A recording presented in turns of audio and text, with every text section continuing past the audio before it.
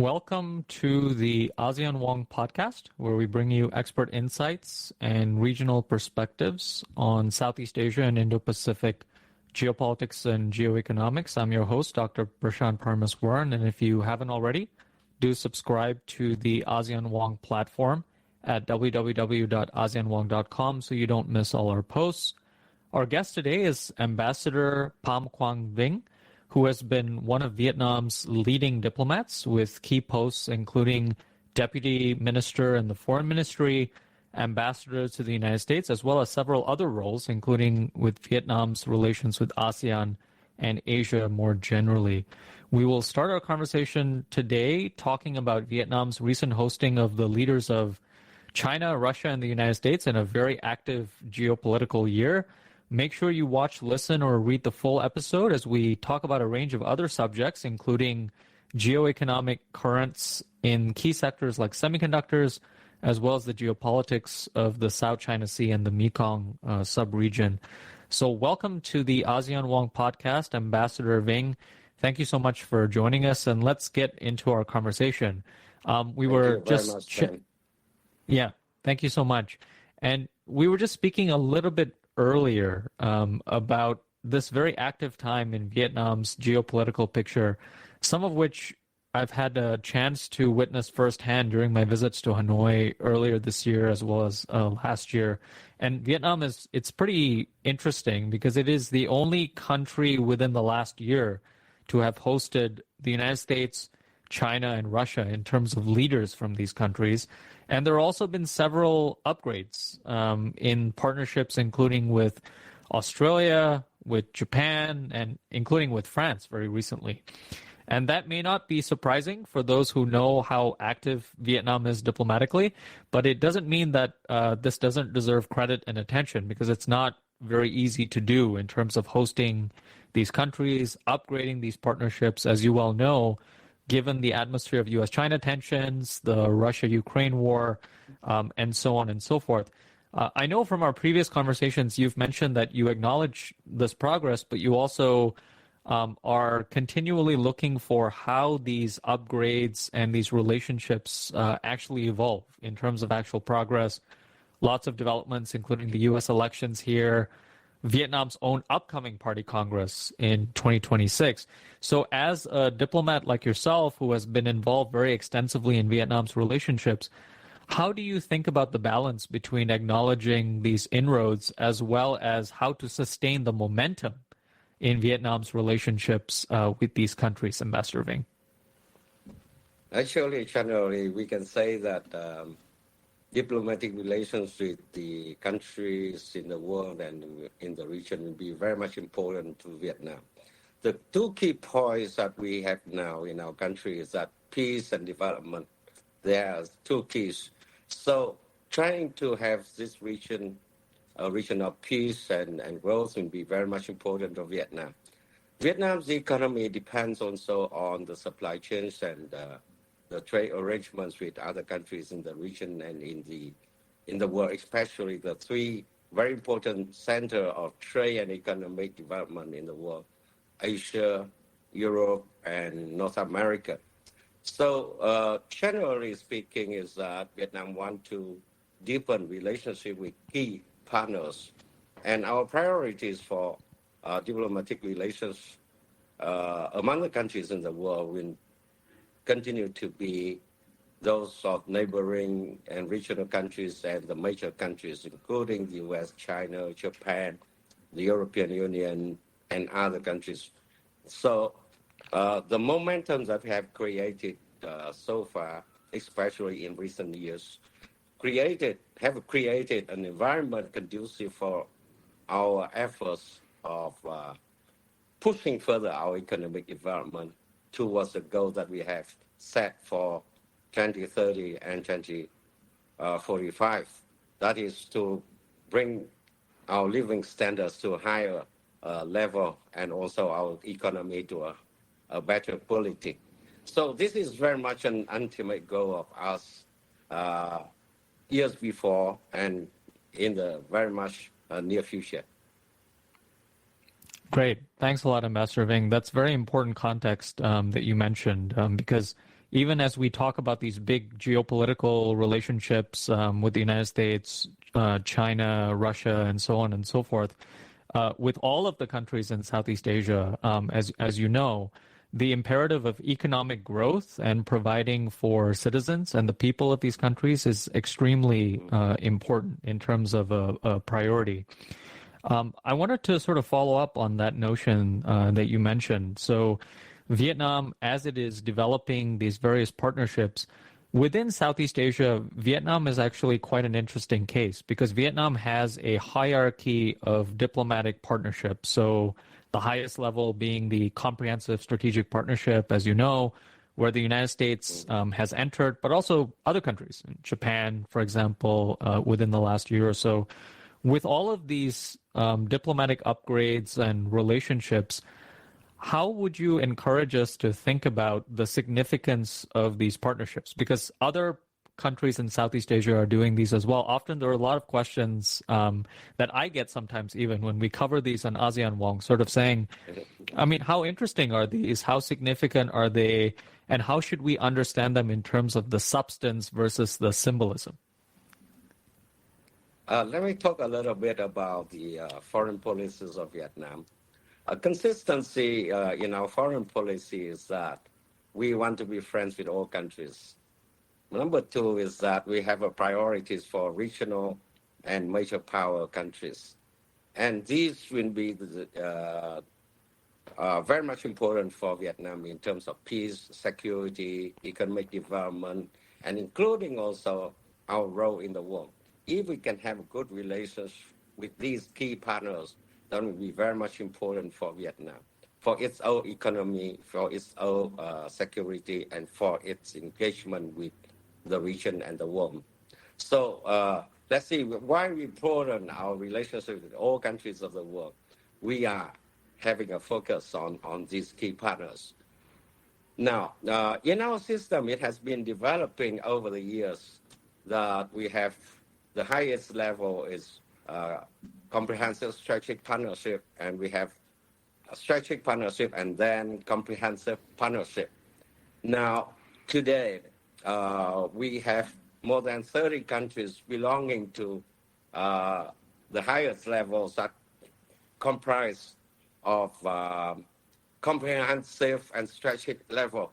But the highest level in this category is comprehensive strategic level, and we have 8 partners, as you just mentioned, from China to the US to Japan to Australia to India to Russia to South Korea as well, and very recently we have France, and this is very much not only a politically symbolic issue. Certainly, symbolic importance continues to be crucial because that signifies that Vietnam accord great importance to relationship with these partners. But more important than that is the substance. For example, these key partners are playing a very important role in economic development of Vietnam. Let me put you to this figure. For example, we have two-way trade with China, for example, over 200 billion US dollars. And we have the US about 100, number 2 in our economic relations, and about 123 billion US dollar two-way trade. And the US continue to be the biggest export market for Vietnam, which is worth of more than 100 billion US dollars. But at the same time, we see these key partners, these major powers and key partners are very much crucial to cooperation and peace in our region, Southeast Asia and the Asia Pacific. So bilateral relations will continue to be important, but we consider them very much important in the region, especially in the context of relations with ASEAN and contributing to peace and stability and development in this region as well. Let's say, for example, with China, not only trade, but we have a lot of other activities, including investment, including also possibility of infrastructure projects in our country as well. And for the U.S., one key important issue that has just been adopted last year when we have upgraded our relationship to comprehensive strategic level is about technologies and innovation, including semiconductor sector, for example. This is very much new to our relationship with other countries. So the U.S. is now the first to work with us in this in terms of some sensitive matters. And second, we are very much fond of digital transformation and also green transition. So these partners, including European partners, Japan, US, or China, will be in cooperation with us in these all areas. So I think bilaterally and regionally and multilaterally, these key partners at the highest level, they are very much important, not only to the growth of Vietnam, but also to peace and development in the region as well.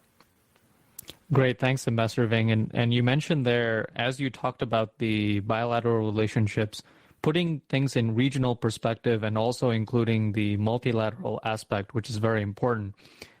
One of the other things that I would say is sort of a diplomatic achievement for Vietnam, which is quite remarkable, is the fact that Vietnam just hosted this year the first iteration of the ASEAN Future Forum, which is the first mechanism on multilateral engagement that is happening on ASEAN in mainland Southeast Asia. And this is pretty remarkable considering, Vietnam was admitted into ASEAN, as you know, in 1995, and previously in past decades, Vietnam was actually a source of anxiety for the initial members of ASEAN, but it has evolved from that status to now being one of the most active and creative members within ASEAN, including boosting some of the forums like the ASEAN Defense Ministers meeting.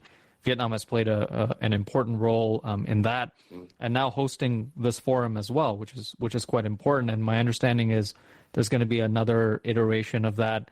We just saw ASEAN convene as well in Laos, and they actually acknowledged the ASEAN Future Forum as being part of the community building vision for ASEAN out to 2045 as well. So quite a remarkable achievement.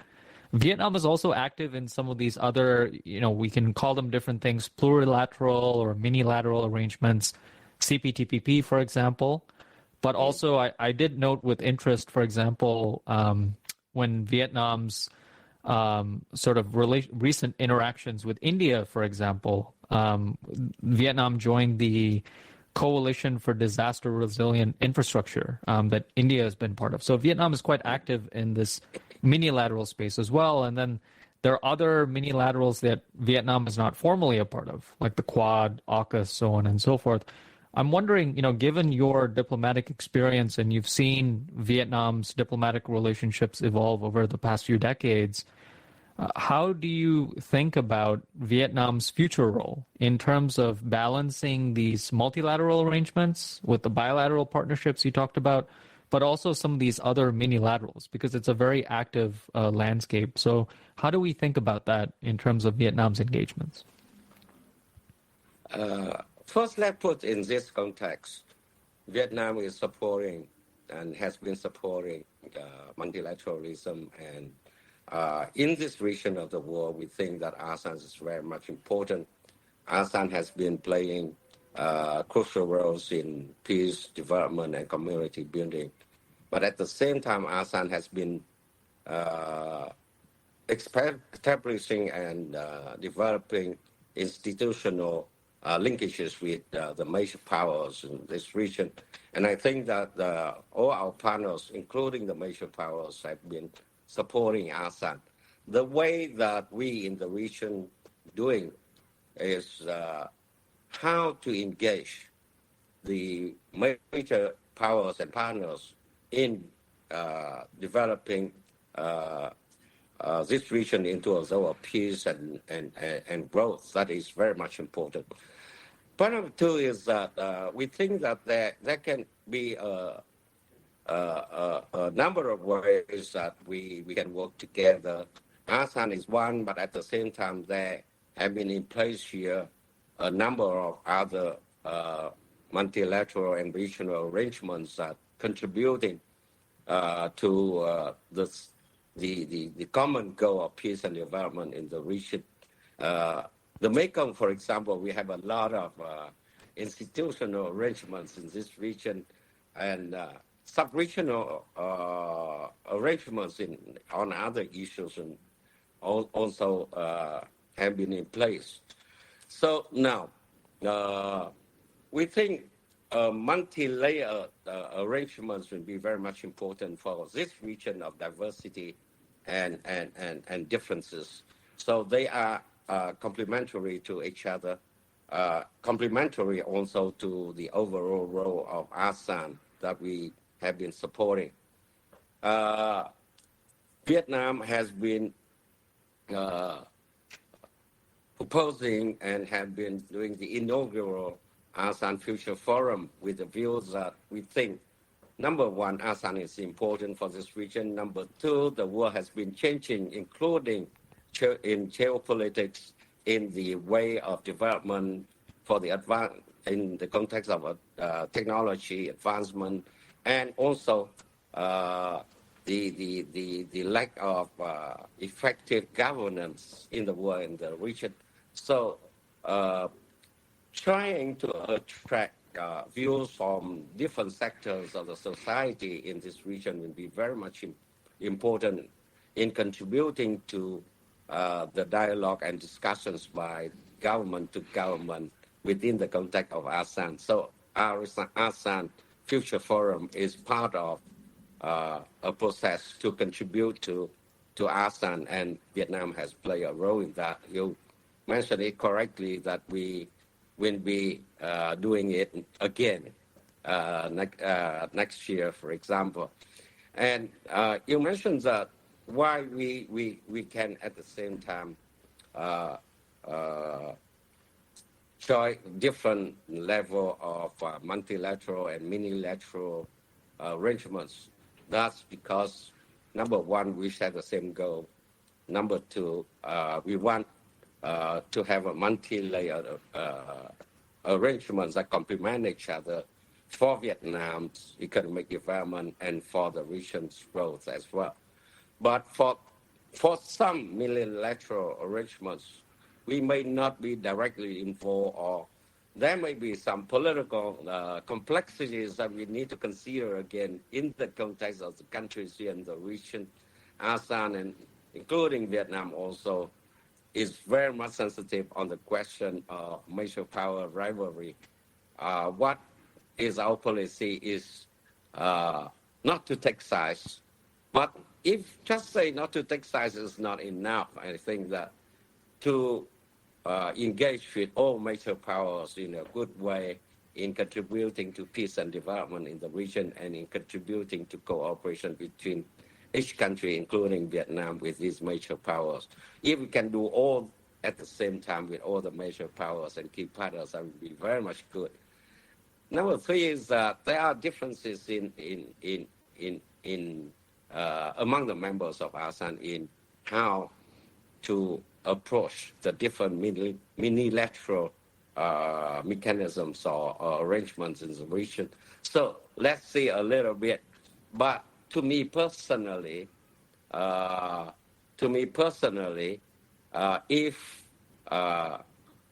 any institutional process can be perceived as politically sensitive, let's pick agenda and issues that we can cooperate, not only if it is politically sensitive in engaging with the whole institution, but we can engage with individual members of the different regional or multilateral arrangements in the region.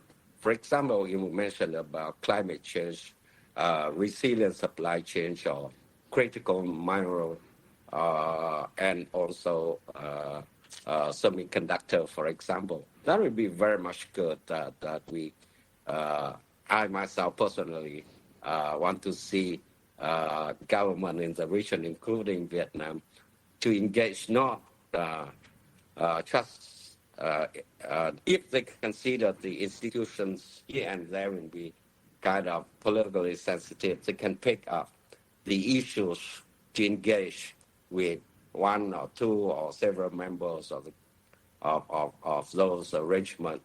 And there are resources available made by those arrangements that we can tap on.